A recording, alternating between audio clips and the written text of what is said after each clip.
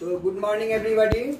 और आज जो हम लोग देखते हैं, इतना जो आप लोग मैथ पढ़े हैं, तो उस मैथ में आप क्या सीखे हैं, नहीं सीखे हैं, आपको कैसे पता चलेगा कि जो हम पढ़ रहे हैं उससे मेरा रिजल्ट हो करेगा कि खाली बैठ के जा रहे हैं आ रहे हैं, वो कैसे पता चलेगा? तो इसके लिए सही तरीका है क्वेश्चन बैंक। क्वेश्चन बैंक से जब आप क्वेश्चन ट्राई कीजिएगा, बनाइएगा, तो आपको ये खुद अनुभव होगा कि हमसे कितना परसेंट क्वेश्चन बन रहा है।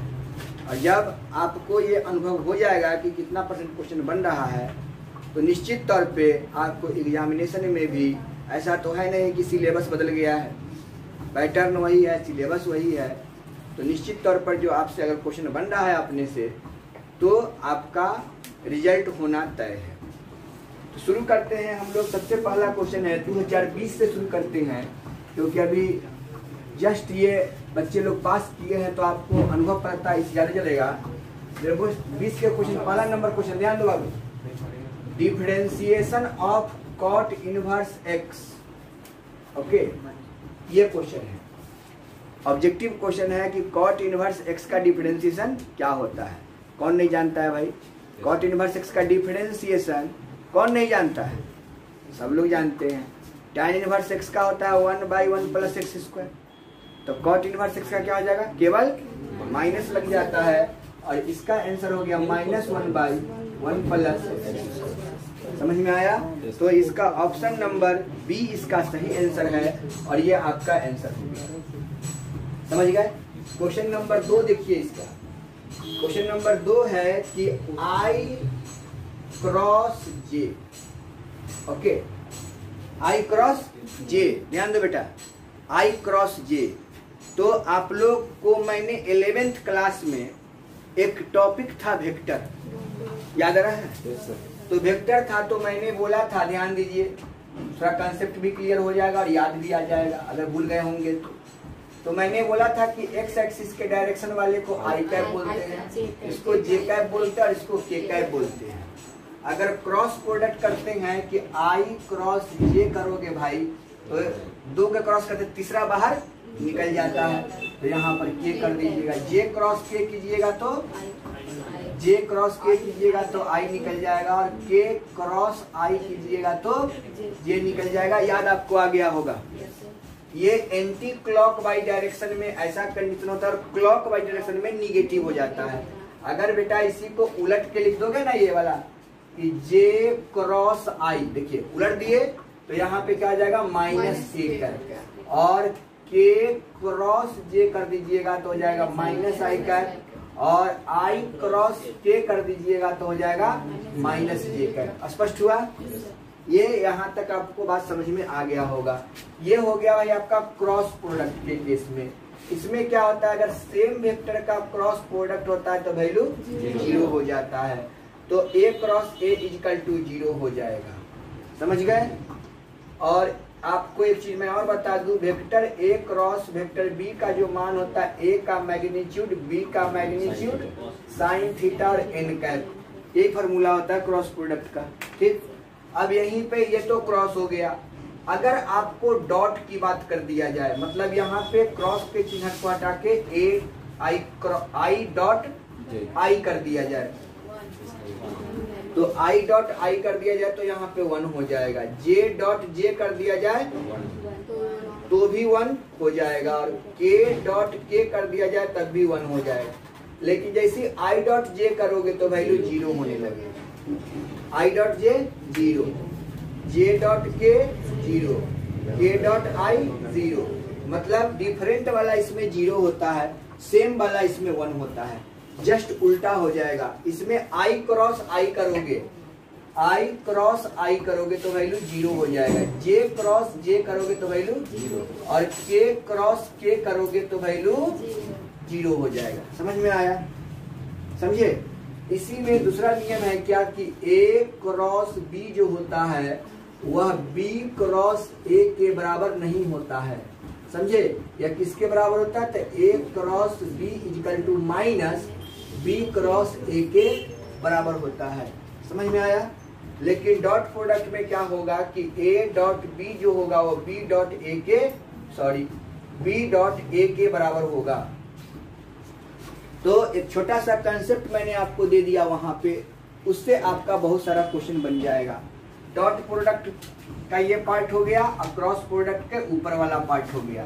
तो इसमें अगर आपको कहेगा vector A dot vector B तो क्या लिखोगे, ए का मैग्नीट्यूड बी का मैग्नीट्यूड और कॉस थीटा। बस समझ में आया?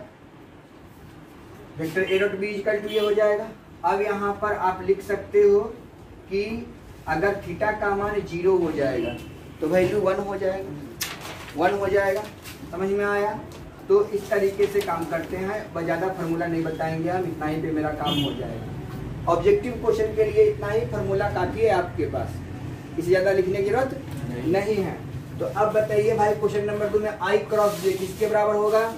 देखिए वहाँ लिखा हुआ है के कैप के बराबर, और ये के कैप आपका आंसर हो गया। तीसरा नंबर क्वेश्चन पे आइए। हाँ, तीसरा नंबर क्वेश्चन कह रहा है कि tan इनवर्स, देखो बेटा tan इनवर्स √3 माइनस के कैप लिखिए या वेक्टर के लिखिए। वेक्टर के रूप में रहेगा तो वेक्टर लिख दीजिएगा, और कैप के रूप में रहेगा तो कैप लिख दीजिएगा। स्पष्ट है? अब tan inverse √3 minus cot inverse minus √3, इसका क्या पूछ रहा है भाई? Principal value is equal to क्या होगा भाई? या किसके बराबर होगा? तो आपको हम सिखाए हैं प्रिंसिपल वैल्यू में कि tan इनवर्स √3 कितना डिग्री का बनता है? √3 पाई/3 के, तो इसके जगह पर आप पाई/3 पुट कर दीजिए। कॉट इनवर्स √3 है, किसका कितना का वैल्यू होता है? पाई/6 का वैल्यू होता है, लेकिन माइनस लगा हुआ, याद कीजिए, बताए पाई माइनस पाई/6 लिख देंगे, तो माइनस पाई/6 कर देंगे।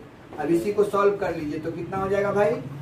इसी को सॉल्व करिएगा तो पाई/3, यहाँ पे 6 पाई 5 हो जाएगा, तो यहाँ -5 पाई/6। स्पष्ट है? अब एलसीएम कितना हो जाएगा भाई इसका? इसका एलसीएम 6 हो जाएगा, 3 दूना 6 और यहाँ 5, तो 5 में से 2 जाएगा -3 पाई/6, 3 दूनी 6 -पाई/2, और ये आपका आंसर हो जाएगा।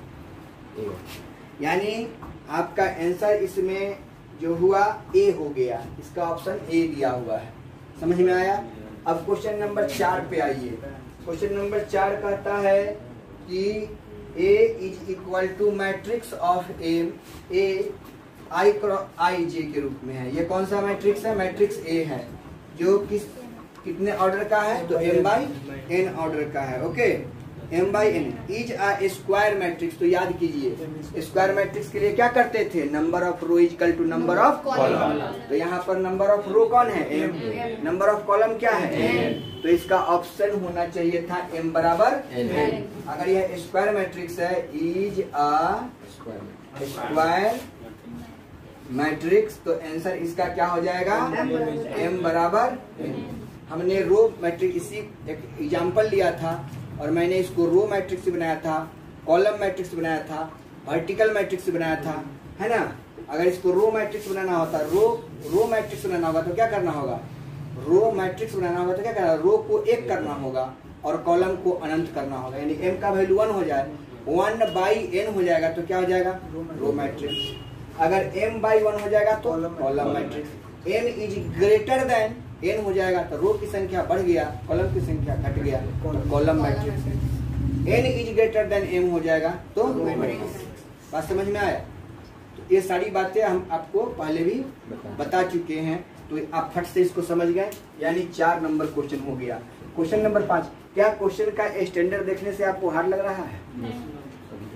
अभी तक तो नहीं लग रहा है। 60 क्वेश्चन बना देंगे और नहीं लगेगा। क्वेश्चन नंबर 5 आप देख सकते हो। आप क्वेश्चन नंबर 5 में है कि वेक्टर ए इजकल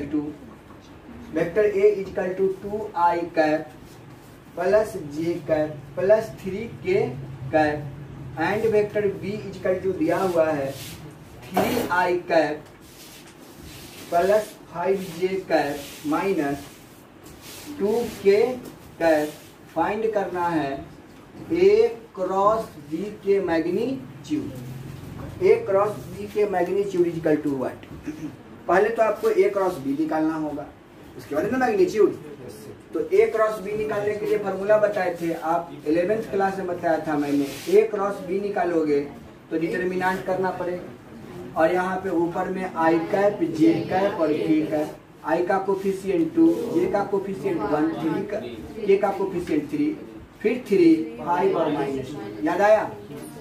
उसका इसका डिटर्मिनेंट निकाल के, है ना, और स्क्वायर रूट्स निकाल देते थे।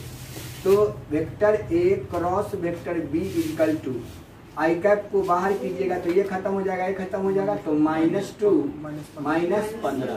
क्लियर?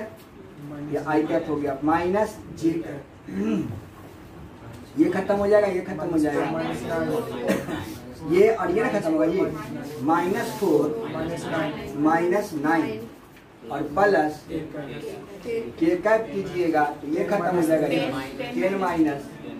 -3 कर दीजिए। समझ में आया? अब यहाँ पर देखिए कि vector A cross vector B equal to 15 2 17 I cap, समझ गए, और 5 4 9 4 13 प्लस 13 के कैप, सॉरी जे कैप, और यहाँ पर प्लस 7 के। अब मैग्नीट्यूड में क्या लिखते थे कि अगर मैग्नीट्यूड निकालते थे तो √a² + b² + c²। तो ए बी सी कौन होता था? इसका कोफिशिएंट होता था, आई जे और के का कोफिशिएंट होता था। तो जैसे ही आप इसका vector A cross vector B का मैग्नीट्यूड निकालिएगा तो √a² + b² + c², मतलब -17 का होल स्क्वायर प्लस 13 का होल स्क्वायर प्लस 7 का होल स्क्वायर। सॉल्व कीजिए, 17 का स्क्वायर कितना हो जाएगा? 289 प्लस 269 प्लस 49, 9 9 18 9 27 हो जाएगा, 6 4 10 8 18 2 20 हो जाएगा, और 1 2 3 3 2 5, यानी 507 आंसर हो जाएगा, √507। समझ में आया बात? समझे? तो वेक्टर ए क्रॉस बी जब इस फॉर्म में होगा तो इसको हम ऐसे निकाल देंगे। स्पष्ट हो गया? कोई दिक्कत नहीं है? आगे हम देखते हैं, ध्यान दें। अब देखो क्वेश्चन नंबर 6। इंटीग्रेशन तो खूब आप लोग रगड़ के पढ़े हैं, नहीं नहीं एक और बात बोल दी, कुछ ही बोल दिया जी, अरे जाने मार देंगे। sin x plus cos x, ध्यान दो, √1 प्लस sin 2x dx। ठीक है, क्वेश्चन देख के हड़बड़ा गए हम, अरे सर बराबर विस्तार वाला क्वेश्चन पूछते नहीं, लेकिन हड़बड़ाने की आवश्यकता नहीं है, क्योंकि 1 प्लस sin 2x का फॉर्मूला होता है sin x plus cos x का होल स्क्वायर। आए बात समझ में? आप पूछिएगा सर कैसे? सर ऐसे, integration of sin x plus cos x लिख दीजिए, √1 को क्या लिख सकते हैं? sin square x plus cos square x, sin 2x का formula 2 sin x into cos x। स्पष्ट हुआ? अब देखिए a² + b² प्लस 2ab, इसका फॉर्मूला होता है a प्लस b का होल स्क्वायर, यानी sin x plus cos x divided by √sin x plus cos x का होल स्क्वायर। स्क्वायर को हटाएंगे तो रूट हट जाएगा, अंदर में क्या बचेगा? sin x plus cos x, ऊपर में क्या है? sin x plus cos x, ये से क्या हो जाएगा? हट जाएगा। क्या बच गया? इंटीग्रेशन ऑफ dx, और dx का इंटीग्रेशन कितना आता है? x, इंटीग्रेशन हो गया इसका x प्लस c, समझे? और यहाँ कहीं लिख सकता है x प्लस k, ये भी लिख सकता है k फॉर कांस्टेंट, और ये आपका आंसर हो जाएगा। समझ में आया? अब क्वेश्चन नंबर आप देखिए 7। अब है डिटर्मिनेंट निकालना है, x plus 1 x minus 1 x, समझे, इज इक्वल टू, समझे, is the value of determinant. अब देखिए यहाँ पर इज क्या होगा वो हमको बताना है। इसको क्रॉस मल्टीप्लिकेशन गुना कीजिएगा, क्या कीजिएगा? क्रॉस मल्टीप्लिकेशन गुना कीजिएगा। अब यहाँ पर हो जाएगा एक्स स्क्वायर, सॉरी इधर से देखा, हाँ ठीक है, x square minus x minus 1 into x plus 1, तो क्या हो जाएगा एक्स स्क्वायर माइनस इसका ए स्क्वायर माइनस बी स्क्वायर, तो यहाँ पर वैल्यू कितना हो गया, x square minus x square plus 1, cut गया, वैल्यू कितना आ गया प्लस। स्पष्ट हो गया। अब देखिए ये क्वेश्चन नंबर है डिफरेंशियल इक्वेशन का, समझे, डिफरेंशियल इक्वेशन का। तो डिफरेंशियल इक्वेशन तो अभी पढ़ाया नहीं है आप लोग को, लेकिन देखिए डिफरेंशियल इक्वेशन में क्या होता है कि डिफरेंशियल इक्वेशन में 3 प्रकार का डिफरेंशियल इक्वेशन होता है, समझे। पहला होमोजेनियस डिफरेंशियल इक्वेशन, दूसरा लीनियर डिफरेंशियल इक्वेशन, और तीसरा separable variable differential equation. Separable variable differential equation यही होता है। तो ये जो आपका डिफरेंशियल इक्वेशन है इसी को हमको बनाना है, समझे। तो लीनियर डिफरेंशियल इक्वेशन का जो फॉर्म होता है, देखिए अभी जो इसमें क्वेश्चन दिया हुआ है वो लीनियर डिफरेंशियल इक्वेशन का है, ठीक। तो लीनियर डिफरेंशियल इक्वेशन का जो फॉर्म होता है, form of linear differential equation dy बटा dx plus dy equal to q। जहां इस रूपरेखा में क्वेश्चन मिल जाए तो उसको हम लोग क्या पढ़ेंगे, यह लीनियर डिफरेंशियल इक्वेशन है। इसको बनाने में सबसे पहले किसको निकालना पड़ता है, IF। तो देखिए IF, इसमें जो y का कोफिशिएंट होता है वो क्या होता है, p, y के कोफिशिएंट को बोलते हैं p, और जो कांस्टेंट रहता है उसको बोलते हैं q। तो इसमें से 2 चीज निकालना होता है, I for integral, F for factor, integral factor. इसका फॉर्मूला होता है base to e p d x. जो y के कोफिशिएंट होगा ना उसका इंटीग्रेशन करके बेस में e लगा दीजिएगा, ठीक है। ऑब्जेक्टिव क्वेश्चन में हमेशा लीनियर डिफरेंशियल इक्वेशन के IF को ही पूछा गया है, इंटीग्रल फैक्टर निकालिए, तो फॉर्मूला होता है। अगर इस इक्वेशन को सॉल्व करना है तो क्या फॉर्मूला लगेगा, IF into y is equal to IF into y is equal to यहाँ पर IF into q d x integration, IF into q d x कर दीजिए, बस समझे। और इससे जो वैल्यू निकलेगा वही आपका लीनियर डिफरेंशियल इक्वेशन कहलाएगा, समझ गए। यही इसका थ्योरी है। तो अब क्वेश्चन में आपसे कैसे पूछेगा, मान लीजिए कि dy बटा dx plus 2y is equal to यहाँ पर लिख दिया 5। फाइंड करने के लिए पूछेगा कि IF, तो इसका P कौन है बताइए, P हो गया आपका 2 एंड Q हो गया आपका 5। तो इंटीग्रल फैक्टर पूछ रहा है, तो इंटीग्रल फैक्टर का फॉर्मूला देखिए क्या लिखा हुआ है, base to e p d x, समझ में आ रहा है। तो अब यहाँ पर बेस टू ई, पी के जगह पर क्या लिखिएगा 2dx, तो 2 का इंटीग्रेशन कितना होता है 2x, तो लिख देंगे e to the power 2x plus k या c या छोड़ेंगे, ऐसे भी छोड़ दीजिए, e के पावर 2x, आंसर हो गया, समझ में आया।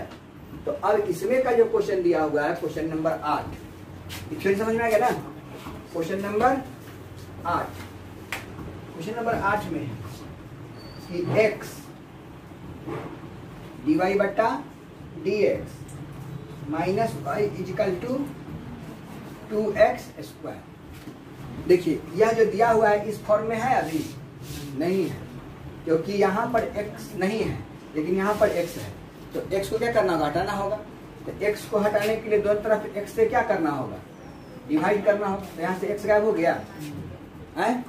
तो अब बताइए इसको हम लिख सकते हैं dy बटा dx माइनस y, हमको चाहिए फॉर्मूला पी वाई, तो 1/x इंटू वाई लिख सकते हैं, अरे 1/x इंटू वाई लिख देंगे तो ये बन जाएगा p, ये बन जाएगा y, और इजिकल टू एगो x कट गया तो यहाँ पर 2x, तो p इसमें कितना हो गया -1/x एंड q कितना हो गया 2x।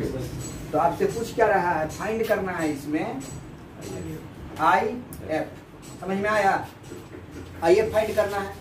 तो IF का फॉर्मूला क्या होता है, IF is equal to base to e p d x तो यहाँ पर बेस टू ई और पी के जगह पर कितना -1/x और dx।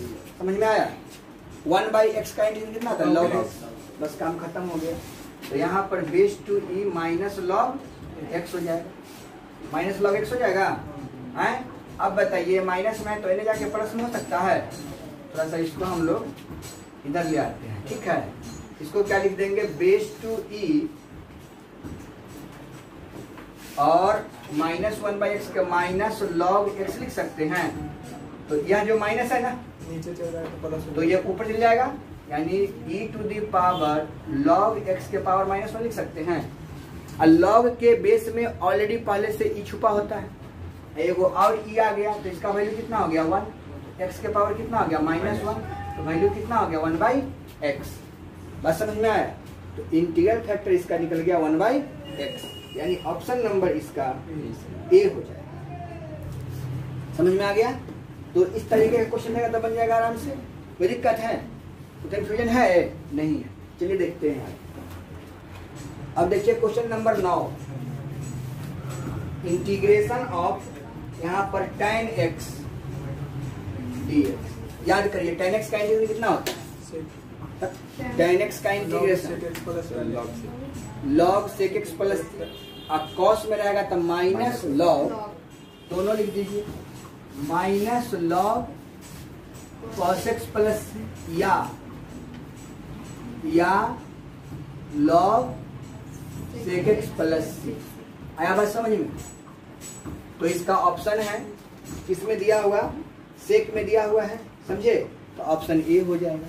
इसका भी आंसर आपका ये वाला दिया हुआ। क्वेश्चन नंबर 10 देखिए। क्वेश्चन नंबर 10 में है the direction ratio of the line 135 then its direction cosine. याद करिए डायरेक्शन कोसाइन के लिए फॉर्मूला आपको बताए थे कि x बटे √x² plus y² plus z² cos alpha बराबर cos बीटा बराबर y divided by √x² plus y² plus z²। कहाँ पढ़ाए थे? तो 11th के वेक्टर में पढ़ाए थे। अगर आपको कोई वेक्टर क्वांटिटी में ये आपका x एक्सिस, ध्यान दो बच्चा, ये y एक्सिस और ये आपका z एक्सिस, समझ गए?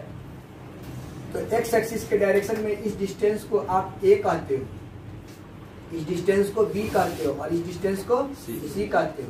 तो इसका जो रिजल्टेंट होगा, वेक्टर रिजल्टेंट क्या हो जाएगा? a i plus b j plus c k।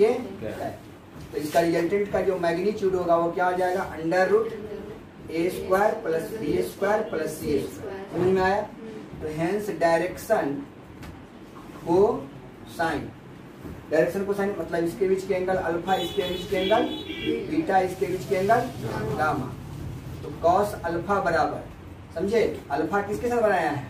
आई के साथ, यही ना आई कैप है, जे कैप है और के कैप है। तो cos अल्फा किसके साथ बनाया है? ए के साथ। तो ए ऊपर लिख दीजिए, रेशियो दिख रहा है तो a बटा √a² plus b² plus c²। और cos बीटा बराबर क्या लिखिएगा?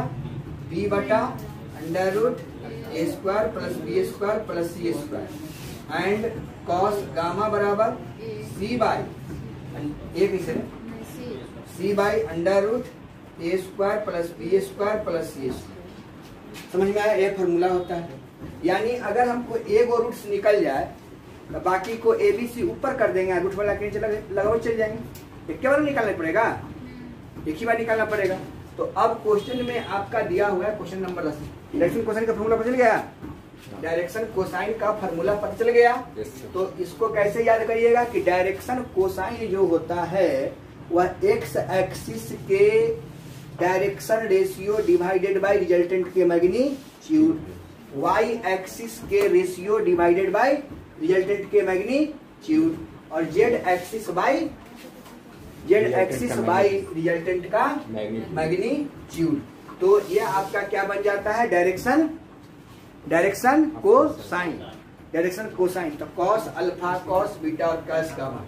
cos अल्फा पूछेगा तो जिस एक्सिस के साथ एंगल होगा उस एक्सिस के पॉइंट को लिख दीजिएगा और रिजल्टेंट के मैग्नीट्यूड को लिख दीजिएगा। तो अब आपके पास क्वेश्चन हो गया और आप अब अपने से हमको बना के बताएंगे कि क्या आंसर होना चाहिए। अब इसका डायरेक्शन रेशियो देखो बाबू, direction ratio of a line कितना दिया है 1, 3 और 5। 1, 3, 5 मतलब ए का मान कितना 1, बी का मान कितना 3 और सी का मान 5। तो इसके रिजल्टेंट पहले निकालना होगा। तो पहले इसको इन वेक्टर फॉर्म में लिखिएगा तो क्या होगा, इन वेक्टर और vector r is equal to I cap plus d j cap plus 5। ठीक, तो इसका कहीं क्या चाहिए आपको, डायरेक्शन कोसाइन।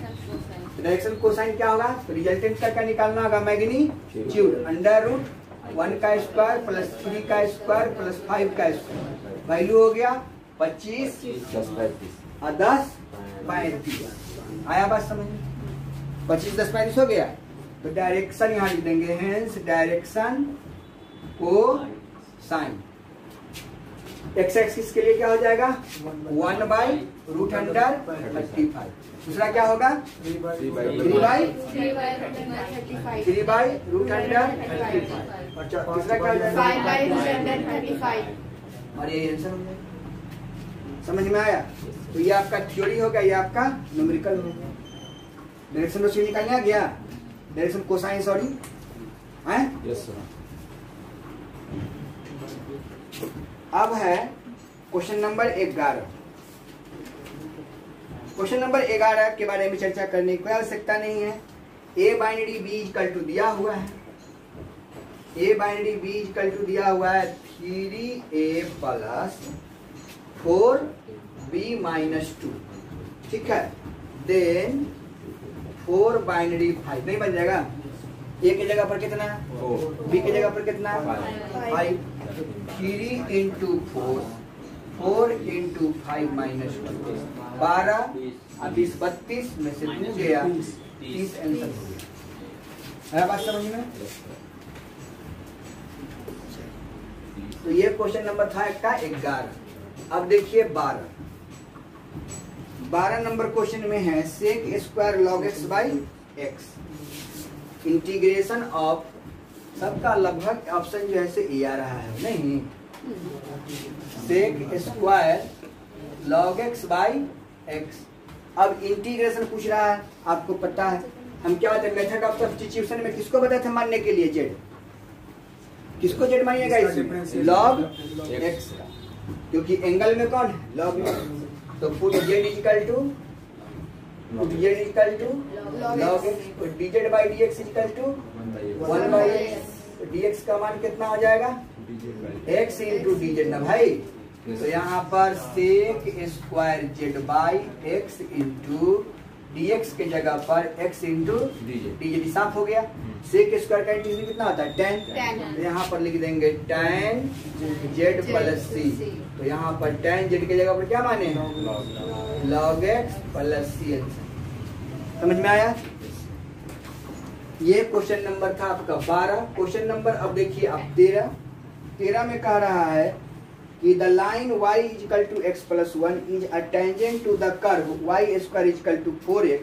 समझे, at a point y equal to कितना है x प्लस 1। दूसरा कहता है y स्क्वायर इक्वल टू कितना है 4x पूछ रहा है। तो एट द पॉइंट, ये किस पॉइंट पर मिल रहा है, समझ गए। तो हम लोग को क्या करना होगा, इसको पॉइंट निकालना है। क्या निकालना है, पॉइंट मतलब इंटरसेक्टिंग पॉइंट। इंटरसेक्टिंग पॉइंट तो कैसे बताए थे निकालने के लिए, क्या निकालने के लिए बताए थे कि इसका dy बाई dx करके और इसका dy बाई dx करके दोनों को आप सॉल्व कर दीजिएगा तो वहां से पॉइंट निकल जाता है। आया बात समझ में। आपका y इक्वल टू कितना है x प्लस और y स्क्वायर इक्वल टू कितना है 4x। तो आपसे जो प्रश्न पूछा जा रहा है, यह एक लाइन है tangent to the curve. Curve का मान कितना है y square equal to 4x और लाइन कितना है x प्लस 1। यानी कोई कर्व जो है सो ऐसा है, इस कर्व का मान कितना है y square equal to 4x और ये लाइन है और इसका मान कितना है y equal to x plus 1। तो ये इंटरसेक्टिंग पॉइंट है, उसका वैल्यू क्या है, यही आपसे पूछ रहा है कि इंटरसेक्टिंग पॉइंट बताइए। समझ में आया। तो हम लोग को क्या करना होगा बताइए, हमको क्या करना होगा कि यहाँ से इसके वैल्यू को निकालना होगा। तो y इक्वल टू कितना लिखा हुआ है x प्लस 1 है ना। इंटरसेक्टिंग पॉइंट का मतलब कहाँ, जहाँ पर वो कटता है। तो यहाँ पर वैल्यू कितना दिया, x+1 दिया हुआ है, यहाँ पर x+1 है ना। तो हमको क्या करना है, इस y का मान को यहाँ पर रख देंगे, x का मान निकल जाएगा। अरे सर जी इसके वैल्यू को यहाँ रखो ना, x+1 का whole square equal to 4x लिख सकते हैं। अरे कटने का मतलब कहाँ होता है कि जहाँ पर दोनों इंटरसेक्ट कर जाए। तो इंटरसेक्ट में निकाल, x के मान निकालिए। अरे x का मान निकालिएगा, वही ना इंटरसेक्टिंग पॉइंट होगा। लीनियर में क्या पढ़ते थे, लीनियर इक्वेशन में क्या पढ़े कि दोनों इक्वेशन रहता था, दोनों को हम लोग सेपरेट करते थे या सब्स्टिट्यूट करते थे और दोनों में से x और y का वैल्यू निकाले थे, वही इंटरसेक्टिंग पॉइंट होता था। तो हम लोग क्या करेंगे कि इसके वैल्यू को इसमें पुट कर देंगे तो सब x में हो जाएगा। अब इसको सॉल्व कीजिएगा तब क्या आ जाएगा, x² + 2x + 1 = 4x। इधर ले आइए तो x² - 2x + 1 = 0। यह किसका फॉर्मूला था, a - b का होल स्क्वायर का, यानी x - 1 का होल स्क्वायर = 0, तो x = 1। अब अगर x = 1 हो गया तो y = कितना हो जाएगा, 2 नहीं होगा। अरे x = 1 है तो y = 2 नहीं हुआ, ये भी रखिएगा तो कितना आ जाएगा, 4 × 1 = 4 और y² = 4, तो y = कितना, √4, तो वैल्यू 2 है ना। तो x = 1 और y = 2, तो इंटरसेक्टिंग पॉइंट हो गया 1 और 2। 1 2 हो गया। तो क्वेश्चन नंबर कितना था, क्वेश्चन नंबर 13, 1 2 ऑप्शन नंबर हो गया बी। समझ में आया। अब इसी का कहता है कि इसका स्लोप ऑफ टेंजेंट निकालिए। स्लोप ऑफ टेंजेंट तो dy/dx निकालिए। स्लोप ऑफ टेंजेंट में dy/dx निकालते हैं और x की जगह पर 1 रखते हैं और y की जगह पर 2 रख देते हैं। समझ में आ रहा बात। इसी का कह देगा आपका कि find the equation of tangent, यानी इसका अब इक्वेशन फाइंड कीजिए। तो उस पॉइंट पर उस स्लोप से निकाला हुआ इक्वेशन ऑफ टेंजेंट फिर से यही आ जाएगा, y = x + 1। बस समझ में आया, क्लियर हुआ। तो आप लोग इसको भी समझ गए। क्वेश्चन नंबर था 13। क्वेश्चन नंबर 14 देखते हैं। क्वेश्चन नंबर 14 कहता है कि the position vector of a point 1 0 2। अब पोजीशन वेक्टर बताने के लिए आपका 1 0 और 2 का पोजीशन वेक्टर बताइए। 1 0 2 का पोजीशन वेक्टर बताइए। कहाँ से, ओरिजिन से, कहाँ से पूछ रहा है, कहाँ से पूछ रहा है, कुछ नहीं पूछ रहा। The position vector of the point 1 0 2। देखिए 1 0 2 है, पोजीशन वेक्टर पूछा, एक ही पॉइंट रहता है तो केवल i कैप, j कैप और k कैप लगा दीजिए, आपका पोजीशन वेक्टर हो जाएगा। तो यहाँ पर 1 है तो क्या लिखिएगा, i कैप 0, j कैप और 2, k कैप, और यही आपका पोजीशन वेक्टर दिया है। समझ में आया, समझे कि नहीं समझे? Yes sir. क्या हुआ बोलो? नहीं कुछ। हाँ, तो ये हो गया आपका तुम्हारा पोजीशन वेक्टर हो गया। अब आपसे पूछ रहा है कि let r be the relation in the set n given by a, b such that a = b - 2 और b > 6। यानी b का मान जो है से 6 से क्या करना है, बड़ा रखना है। b का वैल्यू जो है से 6 से क्या करना है, बड़ा रखना है। तो कैसे होगा उसको आप समझ लीजिए, ठीक है। तो b के वैल्यू को 6 से बड़ा कर करके रखते चल जाइएगा और जो वैल्यू आएगा तो इसका वैल्यू 6 और 8 आ जाएगा। समझे, रख के देख लीजिएगा, आपका आंसर आ जाएगा। cos inverse cos 7/6, question number 16। cos inverse cos 7/6, 7 π/6 जो है वह 0 से लेके पाई के बीच में लाई नहीं करता है। तो क्या बताए थे कि अपना मन से उसमें से कुछ कुछ घटाना पड़ता है ना। तो 7 π/6 को क्या लिखिएगा, 6 दूना 12, 12 में से 5 जाएगा यानी 5 π/6 हो जाएगा। इसका आंसर 5 π/6 हो जाएगा। 17 नंबर इंटीग्रेशन ऑफ dx, तो dx का इंटीग्रेशन कितना आता है, x + k हो जाएगा। tan, फिर 18 number question cot tan inverse x plus tan inverse x plus cot inverse x। tan inverse x plus cot inverse x का वैल्यू कितना होता है, π/2 होता है। तो cot π/2 का वैल्यू कितना होता है, 0 होता है। तो इसका आंसर 0 हो जाएगा। If a is a invertible matrix of order 2 then determinant of a inverse is equal to. अब a इनवर्स पूछ रहा है तो क्या करेगा, 1 डिटर्मिनेंट ऑफ है होगा ना, पलट जाएगा। इनवर्स है तो इन्वर्टिबल के तो उलट लीजिएगा। उसका कहता है integration of cosec x dx। तो cosec x dx का इंटीग्रेशन कितना होता है, cosec x का इंटीग्रेशन कितना पढ़े थे, तो आप लोग को हम पढ़ाए थे log नहीं log cosec x minus cot x plus c, इसको चेंज कर सकते हैं, कॉसेक एक्स और कॉट एक्स को दूसरा रूप क्या दे सकते हैं, तो लिख सकते हैं लॉग 1 बटे sine x minus cos x बटा साइन एक्स, ये भी तो लिख सकते हैं।